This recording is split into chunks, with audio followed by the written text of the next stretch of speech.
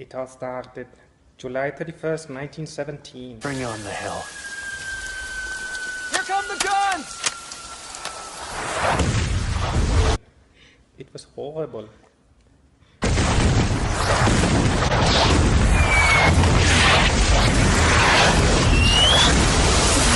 This scarred me. The events that I saw will never be erased from my mind. For many years, I've seen the faces of other soldiers and friends as they lay in the ground lifeless. Images that no one deserved to see. What are you doing? I couldn't stop!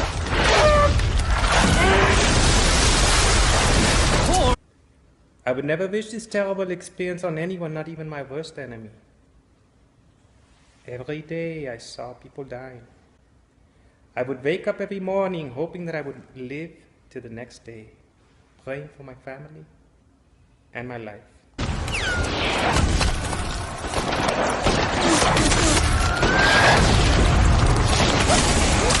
Steady! These were not pleasant scenes to observe. It was like a nightmare that you couldn't wake up from. We had no choice but to fight. If we denied, we would have a death sentence. Hold on! Hold on!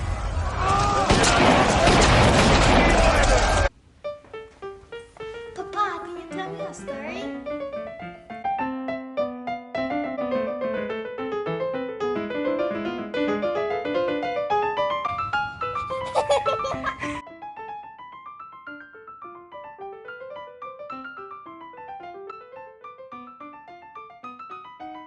Welcome to VIFI News. We have two young women sharing a touching story after many years of grief. Here they will tell inspiring stories of how their father survived the Battle of Passchendaele and told them the story.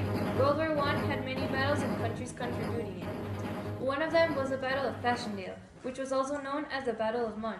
This battle was really complicated for soldiers because there was lots of rain and mud which affected the way the soldiers fought and survived.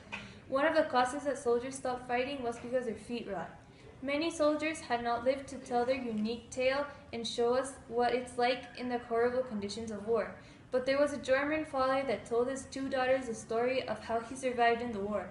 He sadly passed away before he could tell us the story, but his daughters tell us the many tales and adventures he had. Our father would not tell these stories when we were younger. He feared he would scare us. As we got older, we learned about wars and were curious as to what it was like to be a soldier and live in those conditions. Before, we did not know that our father had fought in this battle.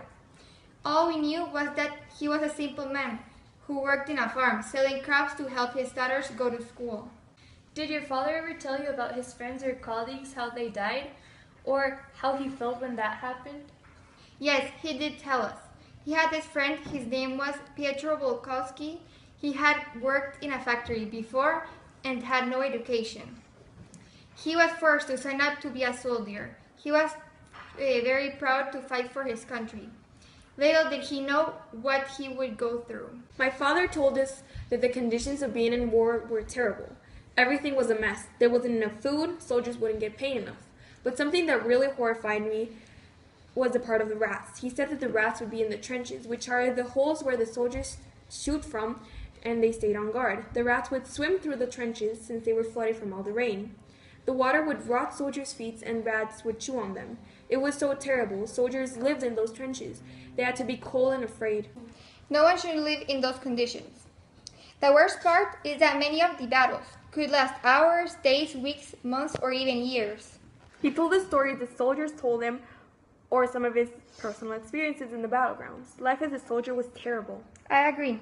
You never knew if you could see your family again, or if you'll survive until the next day. Living every day was a risk. Our father had not met our mother until after war. His family died in a bombing. All he had were his fellow soldier mates, who died very quickly. He even told us that to win the battle, they used several tactics and strategies. These tactics and strategies are preparatory artillery bombardment, the creeping barrage, Verdun, gas attacks, Plumber's tactic of small gain, Passchendaele, and going over the top.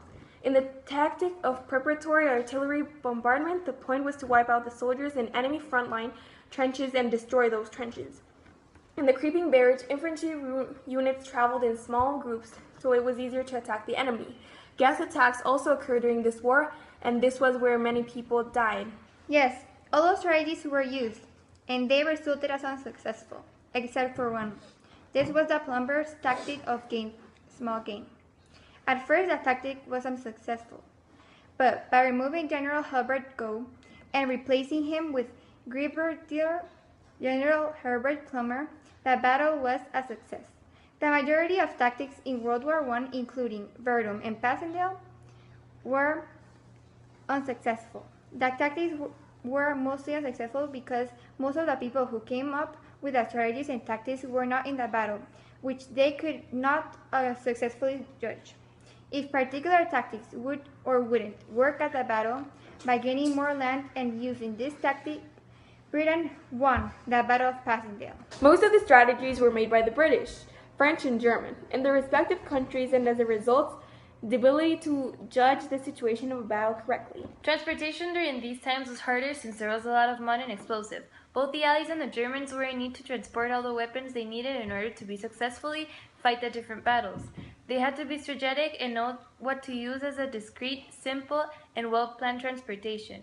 They used horses and carriages to transport supplies. Besides that, for larger artillery, they would use trains and other forms of transportation that would help them get it there quickly. Other than that, resources after many other battles were scarce, so soldiers would have to travel mostly by foot. They would walk for miles. It was very exhausting for them.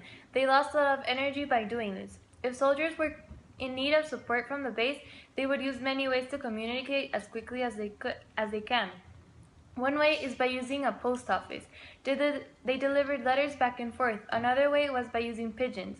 Soldiers would tie a note on pigeons' legs and set it free, hoping that it would transfer the message successfully and not fall into enemy hands. Although it's hard to believe, but telephones and radios existed during those harsh times. Soldiers would transmit messages through them, advising them orders or telling them what is happening.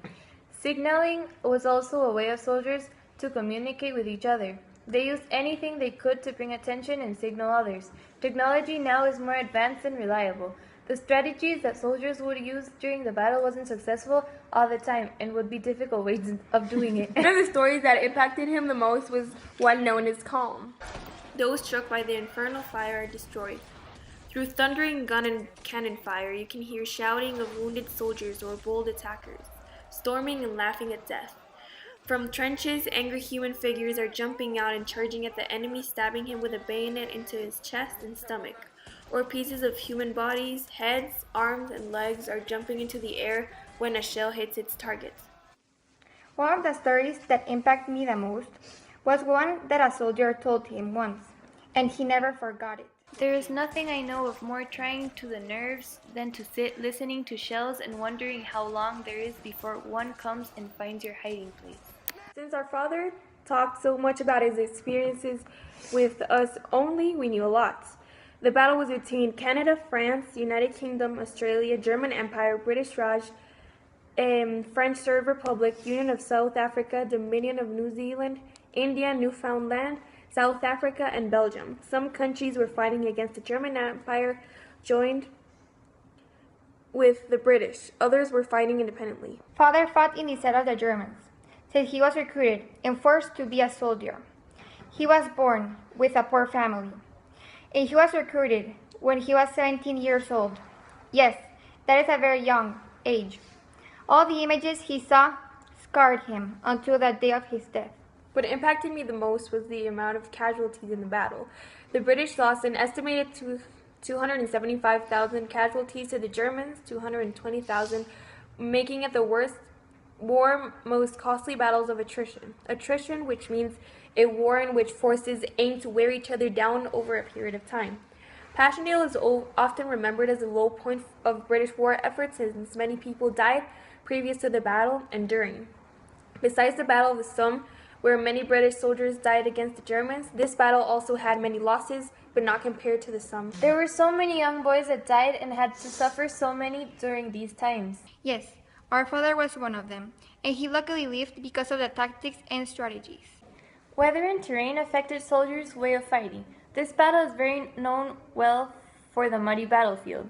There was so much rain that the trenches flooded and soldiers had to work their way through the mud in order to successfully attack on their side. One of the main issues of the battle, besides the many deaths and weaknesses, was the mud. The battlefield consisted of many ridges. Those are prime locations for snipers, artillery, and support fire. The battle ended November 10th, 1917. It lasted 3 months and 6 days. It was a bloodbath.